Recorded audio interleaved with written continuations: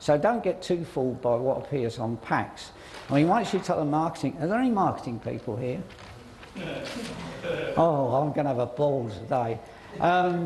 Marketing people just love little things like that. If you tell them that, they're away, they'll splash it over the sides in 6-foot-high letters, you know, have this, it's got added vitamin C. It doesn't actually do you any good, but it's marvellous for keeping the potato for a long time. So there's a great enthusiasm for using these natural antioxidants. And some of the work has been focused on incorporating them into the actual plastic film that we use to bring into contact with the food. Basil extract, for example, is another one. There's about 7 centres around the world working like mad trying to extract the active components from basil and impregnating them into the film. And so there's work going on to do that and to extend shelf life through these ways. The other question, the other area which has come up is the question of nanotechnology. Now, there are 2 schools of thought in nanotechnology. I happen to be a bit on the cautious side, but there is a school of thought which says, look at the things and the benefits we can derive from this. I'm a little more concerned about nanotechnology because of what happens when we ingest those nanoparticles and what they might do or not do. I'm not saying they're harmful. Indeed, you can ingest small particles of silver and they have a bactericidal effect in the body, and no harm is done. But I just think it's a dangerous pathway to go without thinking it through carefully before we start inflicting it onto the general public.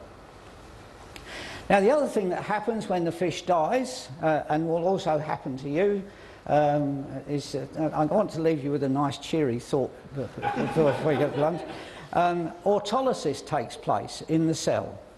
Autolysis starts to break down, and this is brought about by a couple of big proteases, proteolytic enzymes, one of the most important ones being calpain.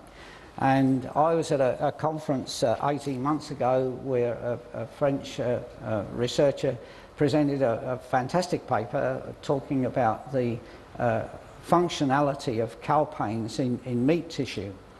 And you might say, well, what the hell has that got to do with fish? What happens is, in the case of meat tissue, you actually need the tissue to break down slightly in order to tenderise it. And the calpain enzyme process does just that. It starts to break down the tissue slightly and cause it to be tender. Unfortunately, in fish, because fish have got a very high water activity, large amounts of moisture in it, if you start doing that, the whole thing goes to mush and you're stuck. But the point is that the calpains are quite active at very low temperatures, and so cold water fish are much more susceptible. So you've just got to remember that that's a perfectly natural process as the cell dies, so the cell has to start to disintegrate and so on. We're a bit more civilised. We can be incinerated and be put back as blood and bone, etc., on roses and whatnot, or you can get pre-packaged and put in a box and so on, or you can be deep frozen and so on. It depends what you get, gives you the kicks. So there you are. So that's just a little bit of background. Let's talk about packaging and what we can do to extend shelf life. And we'll talk about we'll skate over some of the history. Now, we have quite a number of processes already available, and sometimes we're talking about innovation, it's not a bad idea to go back and look at technology transfer, which plays a great role in innovation if you think about it, and look at different ways of using old techniques. And things like drying and smoking, products such as kippers and bloaters and smoked eel, etc., are well established. Can we apply it in other ways? Nobody knows, because as yet nobody seems to have tried to move outside those particular products. And the process simply reduces water activity through dehydration. And also the smoke components carry antibactericidal properties, and these are quite beneficial. Acidification, or changing the pH. I spent some time working up in Scandinavia, and if you can't eat a pickled herring, you're going to starve. It's a great thing for drinking, for after you've been drinking, and the Scandinavians know how to drink, believe me.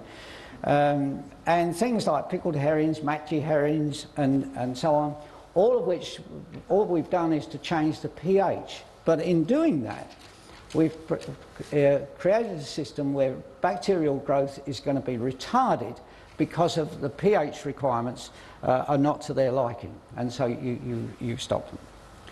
So all of those processes then are designed at preventing or minimising bacterial growth and also helping to block enzyme activity. It's quite difficult to block enzymes by means of chemicals.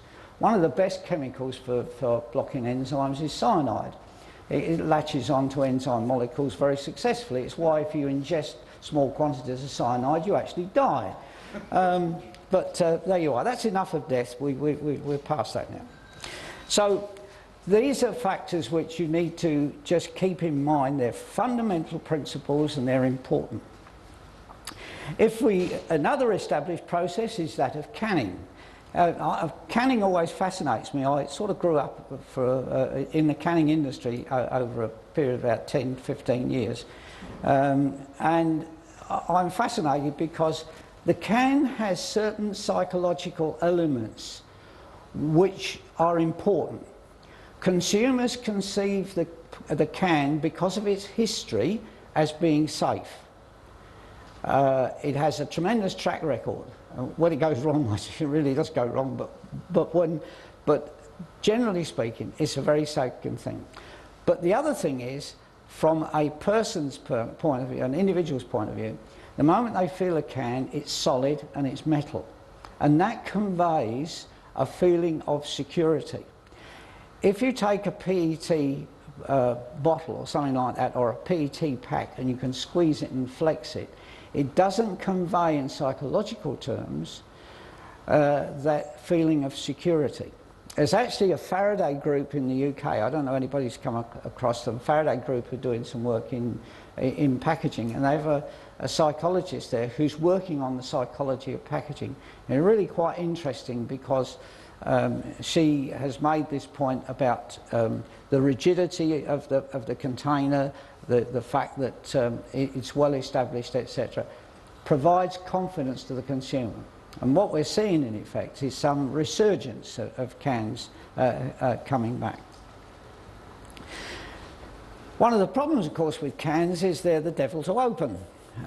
You have to attack them. My daughter sent me a card from the UK recently, which showed a man with safety glasses on, headgear, gloves and whatnot, with a chainsaw and a tin of peas on the table, which he was trying to work his cut open with the chainsaw. I'm going to use it in an article in a packaging magazine just to stir a few pots very shortly, so look out for it. It's quite funny.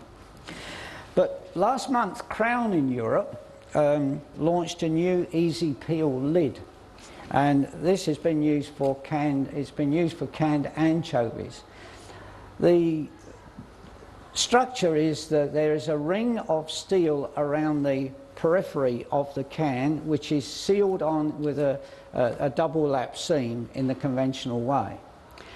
To that double lap seam, which has got a small fender on it, is attached by heat sealing a foil lid which is easy to pull off, and this easy peel can is now being used for anchovies which have been processed. So a very easy approach to that, but I'll come back to openability later on.